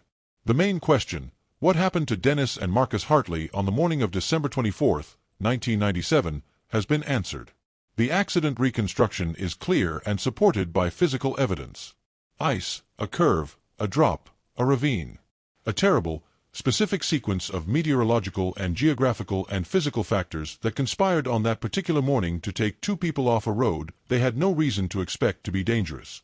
But the questions around what happened afterward, the investigation, the years of misdirection, the failure to find the vehicle in 1997, those are more complicated. Why was the Devil's Elbow area not searched more thoroughly in December of 1997? The answer involves several factors. The absence of visible skid marks or road surface evidence at the departure point, which was not a failure of attention but a function of the specific nature of the ice event, removed the visual cues that searchers were looking for. The terrain at Devil's Elbow is among the most challenging in the Route 119 corridor. The ravine below the curve is deep, densely vegetated, and the angle of the entry point is such that a vehicle going off the road there would have been completely invisible from the road surface within seconds. The 1997 aerial survey equipment did not have the penetrating capacity to see through the canopy. And the early pivot toward the financial investigation, the life insurance policy, the staged disappearance theory, consumed resources and investigative attention that might otherwise have been focused on the physical search. This is the question that Tom Yates, the CBI investigator who had led that pivot in 1998, addressed in a statement released after the discovery. He said, "The insurance theory was not unreasonable given the information available at the time, but it was pursued too aggressively and for too long. The physical search should have remained the primary focus. I have thought about this case many times over the years, and I regret how the investigation was conducted. I'm grateful that Carol Hartley's family finally has answers, and I'm sorry it took this long." Carol, when asked by a reporter what she thought of Yates's statement, was characteristically measured. "I believe he did what he believed was right at the time," she said. "People do the best they can with what they have. 26 years later, it can look different. That doesn't mean they were acting in bad faith. It means investigations are hard and decisions made under pressure are imperfect. I forgave the investigation a long time ago." She paused. "I just couldn't stop looking," she said. "What about the cell phone signal at 8:14 a.m.? The last ping from Dennis's Nokia, placing it in the Route 119 mountain corridor. This had been known since early 1998. Why had it not focused more attention on the physical search in that specific area? The honest answer is that it did, initially. The search was concentrated in the corridor where the phone had last pinged. But the corridor covers approximately 12 miles, and without a narrower indication of where within that corridor the phone had been, the search was spread too thin. Devil's Elbow was within the search corridor. It was searched. It just wasn't searched deeply enough. And here is something that the reconstruction team determined. The accident almost certainly happened within minutes of that last cell signal. At 8:14, the phone was attempting a tower connection, which means the vehicle was in motion. The accident likely occurred between 8:15 and 8:25. The phone, wedged somewhere in the vehicle's wreckage at the bottom of an 80-foot ravine, would have had no signal and thus would have shown no further tower connections regardless. 8:15 in the morning. That was when it happened. A winter road, a curve in the mountains, 2 people in a car on Christmas Eve morning. 8:15. The questions that will never be answered, not by forensic science, not by LiDAR, not by anything, are the ones inside the car. What did Dennis see in those last 2 or 3 seconds? Did he know what was happening? Did he have time to brace, to act, to feel anything beyond the reflexive and futile fight for control? Did Marcus, in the moments before impact, feel fear? We don't know. We can't know. What we know is what Marcus chose to tell us, in the hours after, in his notebook. We know that he organized himself. He found resources, the coat, the blanket, the granola bar. He thought clearly enough to note the time and the location and to consider who would need to know these things. He thought about the people he loved in the order that love presents them. Dad first, right there, unreachable. Grandpa in Florida. His mom at home. He was 12 years old and he thought about everyone else before he thought about himself. And then he wrote her the note. He wrote her the note. The questions that remain, the existential ones, the ones about why, about the unfairness, about the particular cruelty of ice and curves and bad luck on Christmas morning, those cannot be answered. They are not the kind of questions that have answers. They are the kind of questions that every human being who has ever loved someone and lost them has sat with, and the sitting is the only thing available, and the sitting is sufficient because it has to be. Carol Hartley has sat with those questions for 26 years. She has arrived, not at peace exactly. Peace is too simple, too resolved a word for what she carries, but at a kind of integration. A way of holding the loss inside the larger shape of her life without being defined only by the loss. She told a journalist, "I am Dennis Hartley's wife. I am Marcus Hartley's mother. I will be those things until the day I die. And I am also a teacher, and a neighbor, and a friend, and a person who has had 26 years of days to fill, and I have tried to fill them with things that were worth having." Dennis would have wanted that. Marcus would have wanted that. And I owed them both the attempt. She tried. She did not just try. She succeeded. In October of 2023, 6 months after the Hartley discovery, the Colorado Bureau of Investigation formally established the Cold Case Technology Initiative, a dedicated unit within the CBI charged with applying advanced remote sensing and forensic technology to unsolved disappearance cases where physical evidence might have been missed by earlier investigations. The first director of the initiative was Sophie Reyes. At the press conference announcing its establishment, Torres spoke about what the Hartley case had demonstrated, not just about the specific technology but about the broader principle it represented. "We now have tools," she said, "that can find things that previous generations could not find. This is not a criticism of the investigators who came before us. They did what they could with what they had. But we have a responsibility to use what we have. To look again, with new eyes, with new tools, at the cases that went cold not because there was nothing to find, but because we couldn't find it yet." She paused. There are families in Colorado, and across this country, who are living in the same suspension that Carol Hartley lived in for 26 years. The same limbo of not knowing. Not all of them will find resolution. Not every case has a vehicle in a ravine that LiDAR can locate. But some of them do. Some of them have answers sitting in the landscape, buried under the years, waiting for us to develop the ability to ask the right questions of the right data. She paused again, looking at her notes and then setting them aside. The Hartley case is not just about Dennis and Marcus and Carol. It's about what we owe each other as a society. We owe it to the missing to keep looking. We owe it to their families not to give up. We owe it to the truth, which is always somewhere, always waiting, always more findable than we think. The initiative's first year reviewed 43 cold cases from Colorado's mountain corridors, applying LiDAR and other remote sensing technologies to the search for unrecovered vehicles. 6 cases were flagged for further ground investigation. 4 were confirmed as vehicle accidents that had not been previously recovered.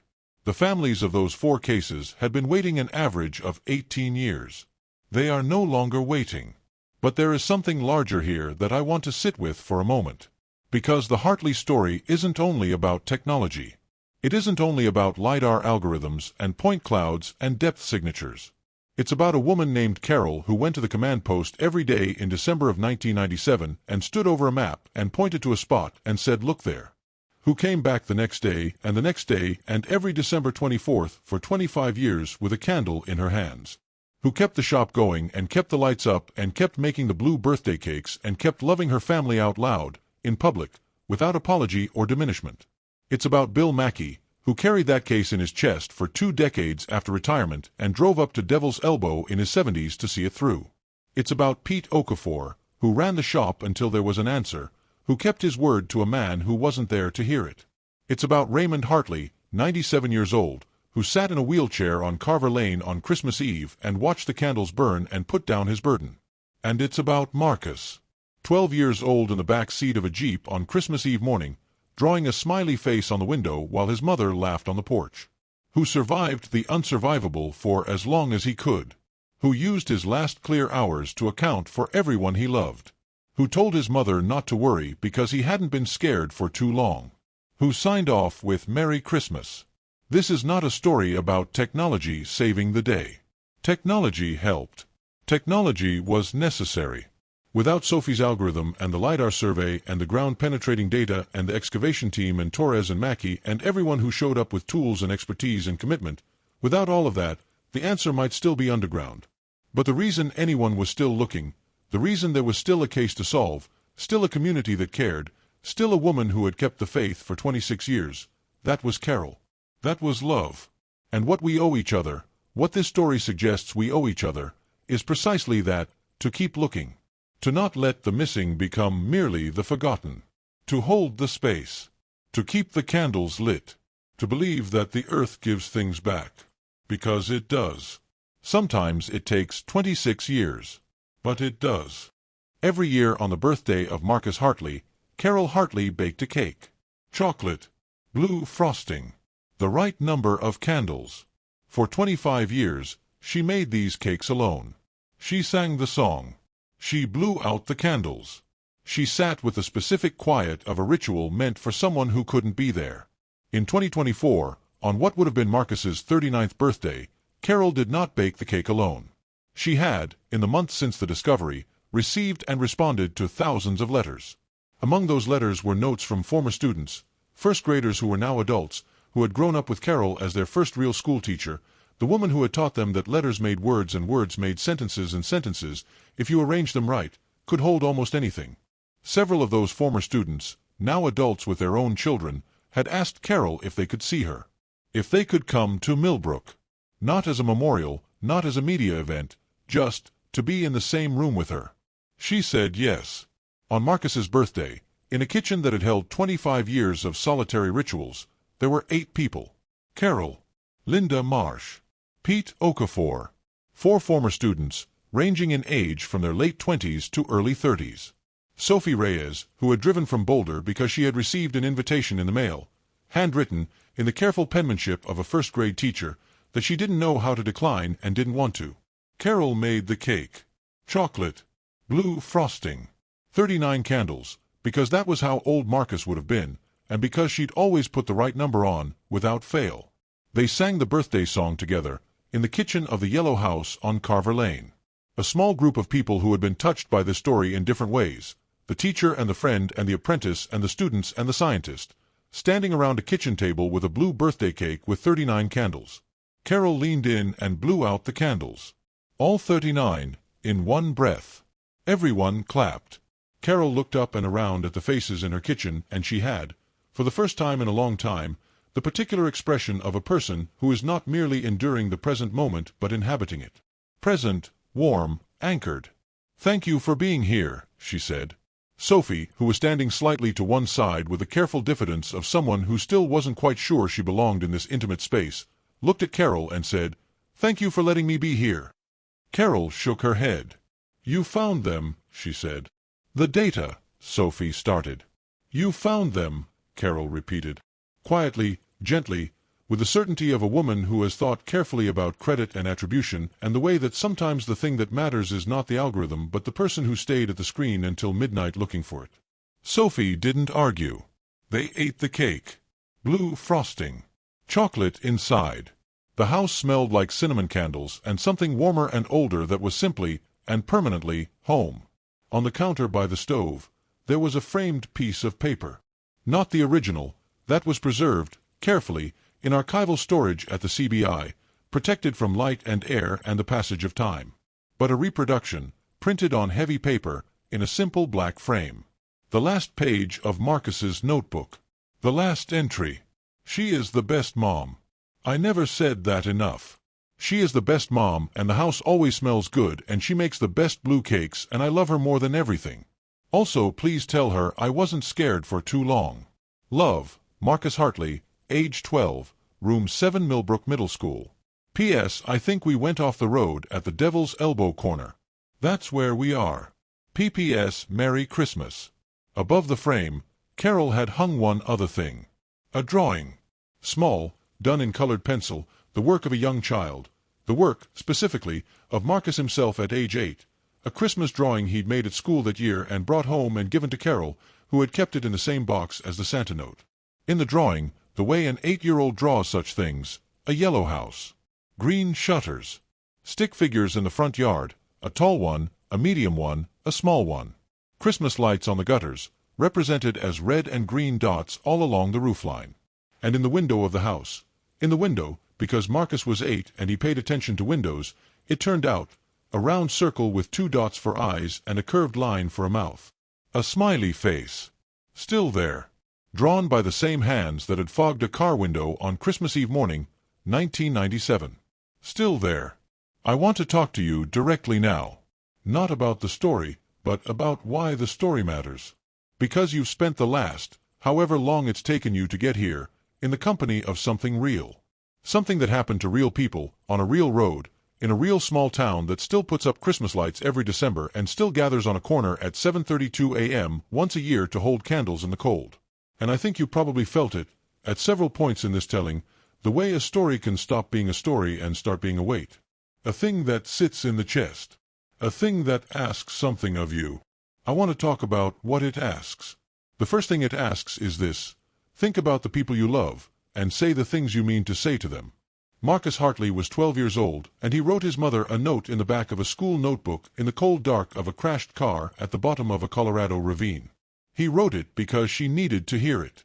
Because he understood, with whatever clarity the situation afforded him, that the most important thing he could do with the time and the capability he had left was to make sure she knew. Most of us have more time than Marcus had. Most of us have working phones and warm houses and the ordinary luxury of tomorrow. Most of us have not said half the things we mean to say. Say them. Not in a car at the bottom of a ravine. Not in the cold dark of an impossible situation. At the dinner table, on the phone, in a text message if that's what you have available. It doesn't have to be a landmark declaration. Marcus's declaration was landmark only because of what surrounded it. The thing itself, she is the best mom and the house always smells good and I love her more than everything, is the simplest, most ordinary truth. It's the kind of thing that lives in the space between the people who love each other and almost never gets said out loud because both sides think the other already knows. Both sides always think the other already knows. Say it anyway. The second thing this story asks is, don't look away from the missing. There are, right now, in the United States and in every country in the world, families living in exactly the suspension that Carol Hartley lived in for 26 years. People for whom the question is not answered. For whom every morning is another morning of not knowing. For whom every December 24th is another Christmas Eve vigil. Not all of those cases have answers buried somewhere in the terrain. Not all of them will be resolved by LiDAR and excavation teams and forensic scientists. Some losses are permanent and unresolvable, and the families holding them will carry the not knowing for the rest of their lives. But some cases have vehicles in ravines. Some cases have answers that are findable with the right tools and the right people and the right commitment. The work that Sophie Reyes began, and that the Colorado Cold Case Technology Initiative continues, and that similar efforts in other states and countries are attempting, this work matters. It matters in the way that Carol's 26 years of waiting mattered, which is to say, completely, unconditionally, without possibility of quantification. Support it. Vote for the funding of it. Tell the story of it. Because the story of it is also the story of what we believe about each other, whether we believe that the people who go missing from our communities are worth continuing to look for, whether we believe that a question deserves an answer even when the answer takes a generation to arrive. The third thing this story asks is simpler and harder to name. It's something about the mountains. About the fact that Dennis and Marcus Hartley were in those mountains for 26 years, under the snow and the seasons, under the fallen pine needles and the slow accumulation of the years, and the mountains held them. And that meanwhile, above them, just 65 feet above them on the road, life continued. The plows ran in winter. The wildflowers came up in spring. The summer hikers walked past. The Christmas Eve drivers slowed down for Devil's Elbow. And below all of that, unchanging, the car. There is something about permanence in this. About the way things that happen leave marks that do not entirely disappear. About the way that grief, real love, real loss, these are not just emotional experiences. They are physical events. They leave impressions in the world. Sometimes those impressions are small, a pencil groove in a kitchen table, a ghost of a handprint in mineral deposits. Sometimes they are large enough that a scientist with a laser can find them from the air, 26 years later, and follow them down into the earth to where the truth has been waiting. The earth keeps the record. That's worth sitting with. This is not a comforting thought in a simple sense. It doesn't make what happened to Dennis and Marcus Hartley less devastating. It doesn't retroactively fix the 26 years that Carol spent not knowing. It doesn't bring them back. But it says something about truth that I find valuable. It says that truth is not as perishable as we fear. That it persists. That it has weight and physicality, and that even when everything else, memory, witness, documentation, hope, even when all of that fades, the physical record of what happened remains. In the compressed earth. In the mineral stain on the window frame. In the preserved pages of a notebook written by a 12-year-old boy who understood, even then, that the words he wrote had somewhere to go. They had Carol to go to. They always had Carol to go to. She was always there. She was always going to be there. And when the words finally arrived, 26 years late, carried by a scientist and a forensic team and a retired sergeant and all the accumulated technology of the intervening years, Carol received them the way she'd been waiting to receive them. With complete presence. With love that had not diminished by a single degree over all those years. She is the best mom. She was. She is. She always will be. I want to end with this. Somewhere in the mountains of Colorado, at a curve in a road called Devil's Elbow, where the road bends sharply left and the shoulder drops away into a ravine of pine and spruce and deep mountain shadow, the ravine is empty now. The vehicle is gone. The earth has been carefully restored, the access route sealed, the site returned as nearly as possible to what it was. But there is a small marker there now. A very small one, placed by the Colorado State Patrol with Carol's blessing. It's not a roadside memorial in the usual sense, not flowers and photographs. Just a small iron marker, attached to a boulder at the road's edge, about the size of a book. It reads, Dennis and Marcus Hartley. December 24th, 1997. Found. April 29th, 2023. Missed every day. And at the bottom of the marker, because Carol insisted on it, because it was the last thing her son said and it needed to be the last thing the marker said, P.P.S. Merry Christmas. Drivers slow down for Devil's Elbow. They always did. It's a sharp curve and mountain drivers know sharp curves. But some of them now stop. They pull over a few feet past the curve, carefully, with their hazards on, and they get out and walk back and stand at the boulder and look at the marker. Some of them just look. Some of them leave things, a small rock, a flower in season, a folded piece of paper. The folded pieces of paper have been collected over time by a state patrol officer who stops by periodically. He takes them to Carol. Some of them are just the word thank you. Some are longer. One of them, found in the summer of 2024, was in a child's handwriting. The handwriting of a kid maybe 10, 11 years old. It said, Dear Marcus, I read about you. You were really brave and really nice. I'm going to try to be nice like that too. Carol has this note on her refrigerator. On the color-coded calendar she still keeps, this particular note is not on a specific date. It's taped to the top of the calendar, above all the dates, so that it's visible every day of every month. A child, trying to be nice. Because Marcus Hartley, 12 years old, room 7, Millbrook Middle School, spent his last hours thinking about other people and saying thank you and ending on Merry Christmas.